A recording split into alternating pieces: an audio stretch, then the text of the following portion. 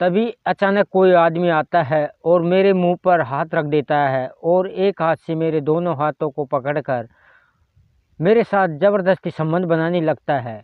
और मैं बहुत ही ज़्यादा चीखने की और चिल्लाने की कोशिश करती हूँ, पर उसने इतनी मजबूती से मेरा हाथ पकड़ रखा था जो कि मैं उसे छुड़ा नहीं पा रही थी। समझ नहीं आ रहा था कि कौन था। उसने अपना मुंह ढक रखा था और वह लगातार मेरे साथ में शारीरिक शोषण कर रहा था, बहुत ही बेरहम तरीके से। इससे पहले कि मेरा पति ने भी कभी मेरे साथ में ऐसा मेरे साथ संबंध नहीं बनाया था, उसकी कम से कम 3 गुना ज़्यादा स्पीड से और बुरी तरीके से मेरे साथ में संबंध बनाते जा रहा था। वह रात मेरे लिए मेरी लाइफ की सबसे बुरी रात और भयानक और भयावह थी। तो दोस्तों, आज की जो कहानी मैं आपको सुनाने जा रहा हूँ, वह है एक मंजू की, जो एक बिहार की रहने वाली महिला थी, जिसकी उम्र 25 साल थी। वह बेहद ही खूबसूरत और सुंदर, दिखने में बहुत ही ज़्यादा आकर्षण वाली, और जिसे कोई देख ले तो वह दीवाना होए बगैर नहीं रहे, चाहे बूढ़ा हो या जवान हो या कोई भी। आज की जो कहानी आपको सुनाने जा रहा हूँ, उसे लास्ट तक, अंत तक बने रहे, और कहानी में आपको सुनकर जो आनंद और सीख मिलेगी, उसे आपका जीवन बदल जाएगा। और ऐसी कहानी मज़ेदार देखने के लिए हमारे चैनल को लाइक शेयर सब्सक्राइब जरूर कर ले और प्यारा सा कमेंट करें वीडियो के बारे में। और ऐसी मज़ेदार कहानी हम आपको लिए लाते रहते हैं। हमारी मेहनत का थोड़ा सा कदर किया करें। एक लाइक और सब्सक्राइब करने में क्या जाता है साहब आपका, हमें थोड़ा हौसला मिलता है। हम इतनी मेहनत और रिसर्च के बाद में जो आपके लिए कहानी लेके आते हैं। मंजू बहुत ही ज़्यादा सुंदर और दिखने में हैंडसम थी और जवान थी। जो उसकी लंबाई थी 5.5 फीट से ऊपर की थी, और बदन गोरा और एक तरह शीशे की तरह चमकता था, जिसे देखकर हर कोई दीवाना हो जाया करता था। उसके ये किस्से उसके गांव से ही शुरू थे, जब उसकी शादी भी नहीं हुई थी, और जब वो पढ़ाई के दौरान पढ़ती थी तब भी उसके लाखों लड़के दीवाने थे। ऐसी सुंदरता की बला थी। और अब जब वह शादी कर कर अपने ससुराल में आती है, तो उसका जो हाल हुआ वह देखकर आपको भी आश्चर्यचकित हो जाओगे। तो ये एक बात है 2022 की, जब मंजू की शादी उसके उमेश नाम के लड़के से पटना में हो जाती है। वह पटना अपने ससुराल आती है। ससुराल आने के बाद में उसके पति की प्राइवेट कंपनी में जॉब थी, जहाँ वह अमेरिका में जॉब किया करता था। अच्छा लड़का, पढ़ा लिखा था, और वो वहीं सेटल था। उससे पहले वह 3 साल से वहाँ जॉब कर रहा था। उसी के चलते हुए मंजू की उसके साथ में सगाई होती है, और उसकी काबिलियत और नौकरी को देखते हुए उसके माता पिता भी काफ़ी रईस थे मंजू के, जो उसे देखकर लड़के को पसंद कर लेते हैं और मंजू की शादी कराकर मंजू को वहाँ भेज दिया जाता है। मंजू जब अपने ससुराल में आती है तो महीने तक भर तक उसका पति वहीं रहता है, और जो उनकी दिनचर्या थी बहुत ही नॉर्मल थी। बहुत ही मीडियम परिवार के दर्जे में आई थी वो, अमीर घर से निकलकर। और उसे घूमने फिरने का, हर चीज़ का शौक़ था। उसकी लाइफ स्टाइल अलग थी। मंजू ने कभी सोचा नहीं था कि मैं जब ससुराल जाऊंगी तो मुझे अपने पति से दूर रहना पड़ेगा या अलग रहना पड़ेगा।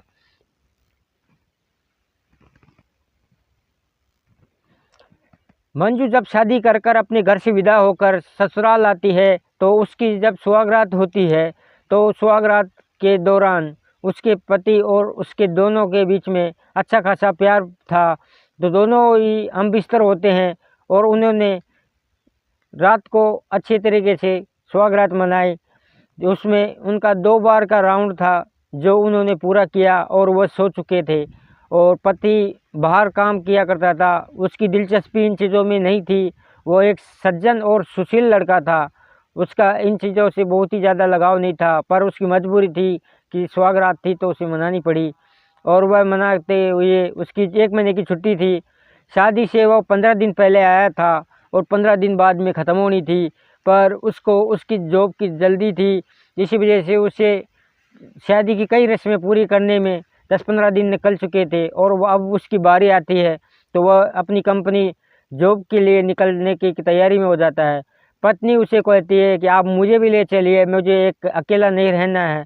वो कहता है कि मैं जाता हूँ, वहाँ सेटल होता हूँ, फिर मैं कोई रूम लूँगा अच्छा सा बड़ा सा फैमिली लायक, और फिर मैं तुझे ले चलूँगा। मैं अगली छुट्टी में ज़रूर आऊँगा और तुझे साथ लेके चलूँगा। इतना कहकर पति वहाँ से विदा हो जाता है और पत्नी की आंखों नम थी। अगर उसकी जगह कोई और भी होता तो शायद वह भी नम हो जाती, उदास होती कि एक जवान पति जब उससे बिछड़ता है, दूर जाता है, तो उसके दिल पे क्या ही बीतती होगी, ये तो आप और हम अंदाज़ा ज़रूर लगा सकते हैं। वह अंदर ही अंदर टूट चुकी थी। उसे अजीब व गरीब ख्याल आने लगे कि मैंने कैसे लड़के से शादी की, जो मैं उससे दूर रहती हूँ और वो कहाँ रहेगा। ऐसे सोचकर वह वहाँ से एयरपोर्ट के लिए निकल जाता है और उसकी फ़्लाइट थी 3 बजे की दोपहर बाद। तो वह फ़्लाइट में बैठ जाता है, उसका टिकट होता है और वो वहाँ जाकर पहुँच जाता है। पहुँचने के बाद में मंजू उसके पास फ़ोन करती है कि मैं आपको बहुत ज़्यादा मिस कर रही हूँ। वो बोलता है मैं भी तुम्हें मिस कर रहा हूँ, पर मेरी मजबूरी समझो और थोड़ा इंतज़ार करो, मैं बहुत जल्द तुम्हें लेने आ जाऊँगा। ऐसा उसको दिलासा देता है। कर भी क्या ही सकती थी। इसी प्रकार से उसके अड़ोस पड़ोस में उसके एक ताऊ ससुरे के लड़का था जो उसका जेठ लगता था। उनका अलग ही उसके अटैच में ही प्लाट था, जो दोनों के ही प्लाट था, बहुत ही ज़्यादा। और अड़ोस पड़ोस में मोहल्ले के जो भी लड़के थे उसे ताड़ा करते थे। सुबह शाम जब भी वो छत पे कपड़े वपड़े सुखाने जाती या कभी मार्केट बाहर जाया करती तो उसे घूरा करते थे, लड़कियां छेड़ा करते थे। जो उसके पड़ोस में उसका जेठ रहता था, जो उसकी गंदी नज़र थी उसके ऊपर, वह कभी कल्पना भी नहीं करती थी कि मुझे जेठ जिस नज़र से देखते हैं। तो एक दिन का वाक़या हुआ दोस्तों कि रात 12 बजे का समथिंग टाइम था और रात को अचानक से लाइट चल जाती है। और गांव का माहौल तो आप जानते ही हो कि वो पटना से नोकल गांव में रहा करती थी। पटना उनका ज़िला था, वहाँ के एक नोकल गांव में रहा करती थी। जो उसे वहाँ गांव में लाइट का इतनी व्यवस्था नहीं थी। अचानक से बरसात का मौसम था और अचानक से लाइट चली जाती है। मंजू हैरान परेशान, वो बहुत वेट करती है कि लाइट आ जाए तो मैं यहीं सो जाऊं, पर लाइट नहीं आती है। उसके सास ससुर बाहर सो रहे थे और वह परेशान थी, तो वो छत पर निकल जाती है, अपना एक कंबल और बिछाने के लिए चटाई लेकर ऊपर चले जाती है। ऊपर जाकर वो थोड़ी देर टहलती है, वेट करती है कि लाइट आती है कि नहीं। उसके जो पड़ोसी में उसके जेठ लगता था, जो भी ऊपर छत पर टहल रहा था, वह भी सोने के लिए ऊपर आया हुआ था। मंजू ने काफ़ी वेट किया पर लाइट नहीं आई, तो वो अपनी चटाई बिछाकर और वहीं सो गई। सोने के बाद में करीबन 1 बज चुका था, तब तक वो सो चुकी थी। और तभी अचानक से वो मंजू का जेठ वहाँ पर, जिसका नाम प्रशांत होता है, उसकी उम्र 34 साल लगभग थी, मंजू की उम्र 25 साल थी। वह अचानक छत की दीवार को फांदते हुए, अटैच में मकान था, वहाँ कूद कर आ जाता है। और अचानक मंजू सो रही थी, गर्मी का टाइम था, तो वह बिना कुछ ओढ़े ही सो रही थी। वह अचानक से आता है, उसके मुंह पर जोर से हाथ रखता है और उसके हाथों को पकड़ लेता है कसकर, और उससे मुंह ढक रखा था और उससे कहता है कि शोर नहीं करना, नहीं तो तू जान से जाएगी।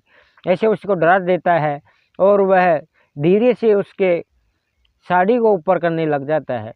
साड़ी को ऊपर कर कर वह उसके अंदरूनी कपड़ों को खोलने लग जाता है और वह उसके साथ में शारीरिक संबंध बनाने लगता है। तो मंजू को बहुत ही ज़्यादा गुस्सा आता है और वह चिल्लाने की और चीखने की कोशिश करती, बहुत ही ज़्यादा छुड़ाने की कोशिश करती कि अचानक से ये कौन आ गया है जो मेरे साथ में ज़बरदस्ती कर रहा है। क्या पता कोई चोर डाकू या कोई लुटेरा तो नहीं है कि अब मेरे साथ में कोई गलत हरकत तो नहीं कर जाएगा या मुझे मार तो नहीं देगा। मंजू को इसी बात का डर सता रहा था। वह हैरान थी, परेशान थी, पर वह क्या ही कर सकती थी। उसने धीरे धीरे उसको चूमना स्टार्ट किया और उसको सहलाते हुए, उसके स्तनों को और पूरे शरीर को सहलाते हुए और चूमते हुए वह शुरुआत करता है। और उसे जब मंजू उसके ऐसे करने पर धीरे धीरे वह भी बहक जाती है और वह भी हाथ पर झटपटाना और चिल्लाना छोड़कर वह भी उसके सपोर्ट में आ जाती है और उसका साथ देने लग जाती है। मंजू को जो हाव भाव हो रहा था वह डर उसका निकल चुका था, क्योंकि जो सुख उसका पति आज तक उसे नहीं दे पाया, जिसको कम से कम उसके पति को गए हुए 1 महीना हो चुका था और वह शारीरिक सुख की भूखी थी, तो वह भी उसे कोऑपरेट करने लगी और एंजॉय करने लगी। तभी दोनों में शारीरिक संबंध बनता रहा। सुबह के 4 बजते गए पर उन्होंने कम से कम 4-5 बार संबंध बनाए और वह उसके लिपट कर वहीं सो गई। सुबह 4 बज जाते हैं, फिर 5 बजे से उसकी आँख खुलती है उस लड़के की, प्रशांत की, तो वह उसको बोलता है कि मैं नीचे जा रहा हूँ, सुबह होने वाली है, तुम भी नीचे आ जाना, नहीं कोई देख लेगा तो बवंडर हो जाएगा। ऐसा कहकर वह नीचे उतर जाता है और वह भी थोड़ी देर बाद में नीचे चली जाती है। ऐसे ही चलता रहता है उनके, तो कभी कभी छत के ऊपर तो कभी कहाँ, कभी रूम के अंदर वह बुला लिया करती थी विंडो खोलकर। ऐसे ही उनके नाजायज़ संबंध पलते रहे और घटनाक्रम आगे चलता रहा। और इस रिश्ते को आप क्या कहोगे, किस तरीके से देखते हो? ये जो जेठ बहू का रिश्ता था इसको शर्मसार किया, पर इसकी भी कोई मजबूरी थी, कारण थे, इसी वजह से कि दोस्तों अपनी, चाहे रिश्तेदार हो चाहे कोई भी हो, अकेली महिला या कोई भी हो, उसको कभी भी अपनी पत्नी को या अपनी बहन हो, बेटी हो, किसी को भी अकेले ना रखे, हमेशा उसके साथ में रहे। और ऐसे दलदल में घुसने का कारण यही था, अगर वह उसकी सास उसके सपोर्ट करती और वहाँ जाकर ऊपर उसके साथ में रहती तो शायद ऐसा ना होता। 3 महीने की छुट्टी के बाद में जब उसका पति वहाँ आता है तो उसने उसे बोला कि मैंने तुम्हारे लिए फ़्लाइट का टिकट ले लिया है और तुम अब मेरे साथ चल सकती हो। वह कहती है कि मैं नहीं जाऊंगी, मैं तो अपने मम्मी पापा की सेवा करूंगी, आप जाओ, मैं यहीं रहूंगी, मेरा मन लग चुका है। वैसे सोचकर वह सोचता है कि कुछ न कुछ दाल में काला तो है ही, तो वह उसकी जांच पड़ताल में लग जाता है। तो वह एक दिन कहता है कि मुझे कहीं रिश्तेदारी में से बाहर जाना पड़ रहा है, आज तुम्हें अकेले ही यहाँ सोना पड़ेगा। उसने सीसीटीवी कैमरा लगा रखा था रूम के अंदर, आते ही लगवा दिया, उसे शंका थी। तो उसमें जब वह रात को जब वो जेठ आता है उससे मिलने के लिए, तो वो उसमें कैप्चर हो जाता है। और जब वह सुबह देखता है तो उसमें ऐसे कैसे उसको दोनों को रंगे हाथ पकड़ लेता है और वह कहता है कि तुमसे मुझे यह उम्मीद नहीं थी। तो उसने कहा कि मैं जब शादी कर कर आई थी, मैं जवान थी, हसीन थी और मेरी भी कुछ अरमान थे, कुछ ख्याल थे, बहुत सोचा था, मैंने भी सजोया था, सपने सजाए थे। तुमने एक बार भी मेरे सपने की कदर नहीं की और तुमने जो तुम नहीं दे सके वह ये दे रहा है, तो तुम्हें क्या दिक्कत है? तुम्हें अगर दिक्कत है तो तुम डिवोर्स ले सकते हो। आज मंजू और उसका पति का घर भी टूटने जा रहा था। तो दोस्तों आज की कहानी से आपको क्या सीख मिली? दोस्तों अगर आपको कहानी पसंद आई हो तो लाइक शेयर सब्सक्राइब कर दे और प्यारा सा कमेंट कर दे। हम आपसे कुछ भी नहीं चाहते हैं, हमारी मेहनत और इस दिन रात की कड़ी मेहनत के लिए हम इस स्टोरी को ढूंढते हैं और उसको अच्छे से आपके सामने प्रेजेंट करते हैं। इसी के लिए एक लाइक और सब्सक्राइब ज़रूर कर दे और अपने दोस्तों को शेयर करना ना भूले, जिससे कि उनको भी ये पहुंच सके कहानी। अगर दोस्तों वह समय रहते हुए अपनी पत्नी को साथ रखता तो उसका घर नहीं टूटता, आज वो है दर दर की ठोकरें नहीं खाता और वो उन दोनों का डिवोर्स हो चुका है आज। और वह लड़की जो उसका जेठ था वो शादीशुदा था, 34 वर्ष का था, वह भी उसे अपना न सका।